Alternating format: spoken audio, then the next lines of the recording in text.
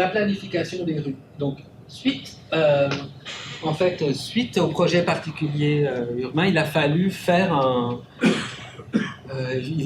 aller plus loin, et puis on a dû en faire aménager un projet urbain plus loin sur la planification des rues.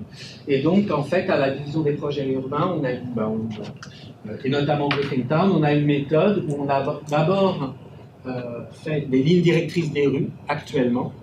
Ensuite, c'est-à-dire pour qu'il y ait une unité, parce qu'ensuite, chaque rue va être divisée en lots d'aménagement, il faut qu'il y ait une unité.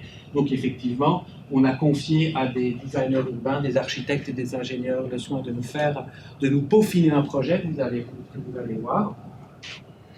Ensuite, ça a été élaboré par ce même bureau a fait ce qu'on appelle les plans et devis, donc les plans à 50%, donc la géométrie des rues un peu précise. On a fait estimer les coûts. Après, on a fait un autre exercice de est-ce que ces coûts sont bien utilisés. Par exemple, le coût de réaménagement des rues coûte $100 millions, rien que pour Griffintown.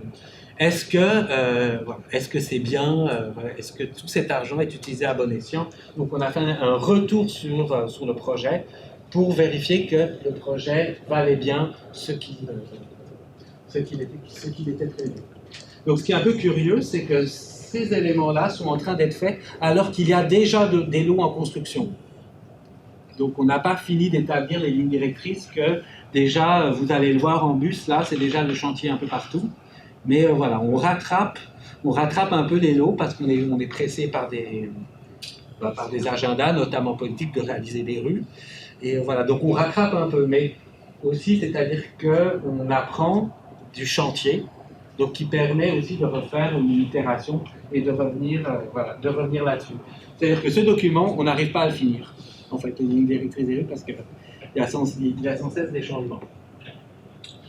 Donc, l'esprit de l'aménagement des rues se concentre autour de ce qu'on appelle l'archipel urbain, autour des rues William et Ottawa, où vous voyez c'est la rencontre de deux grilles qui sont orientées différemment. Cette grille-là, elle est orientée selon le canal de la Chine, et puis celui-là, il est plutôt orienté selon le fleuve. Donc, ça crée une sorte de fragment urbain qu'on appelle l'archipel et qui va être le cœur de Griffintown, dans lequel je vais vous en parler plus tard, où il y aura des parcs et ce qu'on appelle les rues habitées ou les rues partagées. Donc on a travaillé sur la typologie et la hiérarchie des rues en fonction de la desserte, de la densité piétonne, de la densité voiture, du type d'habitat. On a travaillé aussi sur la création d'îlets apaisés. Alors on s'est rendu compte qu'on faisait un peu la même chose qu'à une échelle tout à fait différente, mais à Barcelone, avec les super IAS. Ça veut dire qu'en fait, on va faire la même chose et qu'on va créer des espaces où le stationnement sera, difficile d'accès. Et voilà, pour limiter la voiture, puisqu'effectivement, l'ambition de Griffintown est de faire un quartier plutôt vert où où on met l'accent sur les circulations actives, la marche, le vélo et l'autobus. Et les transports, ce qu'on appelle les transports actifs. Il y a tout un travail sur le réseau cyclable, sur tout ce qui est les véhicules en libre-service, tout ce qui est le vélo en accès libre. Il y a tout un travail de réflexion là-dessus. Je ne vous montre pas toutes les images, mais ça sont certaines. Voilà. Et donc, on a créé 4 types de typologies à partir de ce qu'on appelle la rue habitée. Donc à l'époque, la rue habitée était une rue partagée, mais pour des questions de législation, on ne pouvait pas l'appeler la rue partagée parce que ça impliquait des changements législatifs au niveau du ministère des Transports. Donc en fait, à la ville, on a trouvé le terme de rue habitée, où on voulait que les gens descendent dans la rue et utilisent la rue. C'est vrai qu'on construit beaucoup d'immeubles résidentiels dont la particularité est d'avoir des étages, ce qu'ils appellent les chalets urbains, voilà, qui accueille une bonne partie de la sociabilité. Et un des enjeux était de vouloir que ces bâtiments n'accaparent pas toute la vie sociale, mais quand même d'offrir des rues avec des plantations et des salons de verdure. Donc cette rue-là, ça c'est la version un peu Rolls-Royce, on va dire, des rues habitées, avec du pavage, avec des bancs, des grands arbres, et elle se décline selon les typologies de rues, en rue apaisée, en rue hybride qui longe l'archipel, et la rue standard au standard de Bluffingtown avec de l'asphalte et des dalles en béton. Donc ça c'est une typologie en cours, et la première rue habitée va se construire l'année prochaine. Le mandat a été octroyé et il va se construire.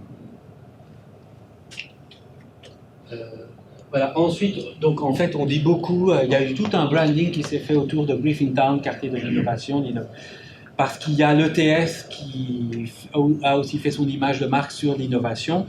Donc voilà, nous, en fait, en termes d'urbain, en fait, nous, on a essayé de trouver aussi l'identité. Donc en fait, qui se décline beaucoup en termes de mobilier. Donc en fait, là, vous voyez cette forme-là des bancs, ça va être les bancs qui reprennent un peu la forme de l'archipel. Donc voilà, et qui est décliné, qui va faire plusieurs utilisations. Nous aurions voulu que l'aménagement urbain soit un peu plus écologique au niveau de l'assainissement, tout ça. Ça, c'est une bataille qu'on n'a pas tout à fait gagnée.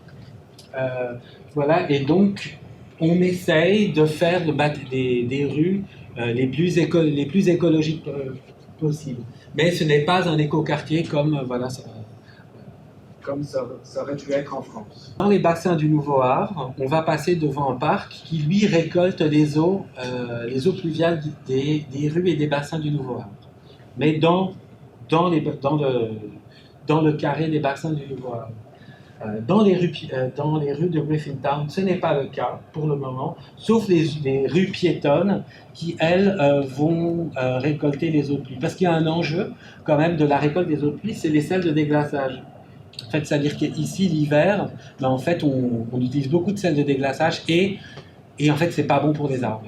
Donc, en fait, il y a toute une littérature, il y a des pour et des contre, mais quand on a essayé d'instaurer ça, il y a tout un tas de spécialistes qui nous sont tombés dessus en disant que qu'il fallait des aménagements beaucoup plus spécifiques, par exemple, pour isoler les arbres du reste des plantations, parce qu'en fait, le sel, ça tue les arbres. En revanche, en termes de plantation, donc Bluffingtown est un quartier très dense. On va construire des bâtiments très hauts, entre 5 et 15 à 20 étages. Et autrefois, c'était un quartier, un secteur où il y avait zéro plantation. Il n'y avait pas d'arbres du tout. Donc il y avait énormément d'îlots de chaleur. Donc ce qui a été inscrit dans le projet particulier d'urbanisme, c'est un des premiers éléments, c'était du verdissement et de la plantation. Ce qui est quand même un enjeu. Donc en fait, on a travaillé fort pour aménager de la plantation. Je vais juste revenir dessus. C'est-à-dire que, par exemple, les rues étant étroites, vous voyez, on crée des rues asymétriques pour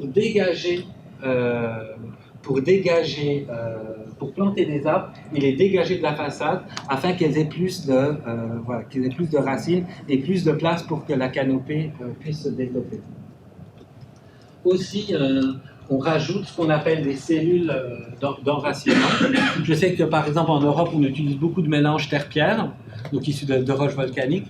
Au Canada, nous n'avons pas ça. Et qu'avant, en fait, on crée des fosses, mais des fosses de 1 mètre de profondeur, et c'est là où était planté l'arbre. L'arbre avait très peu d'espace où se développer, et avec le gel, mais il n'avait pas grand-chose. Donc aujourd'hui, on utilise le mélange terre et pierre, mais par des éléments manufacturés, pour qu'il y ait un sol structural pour que puissent se développer des plantations. Donc voilà, pour les parcs, je vais rapidement aller sur les parcs.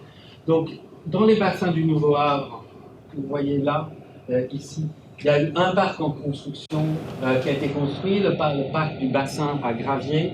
Il y a le parc du bassin à bois qui devrait être en construction. Ça, c'est déjà prévu. Pour le reste de Griffintown, donc en fait, la ville a acquis 3 lots qui vont être développés en parc et dont nous sommes actuellement en train de travailler les lignes directrices.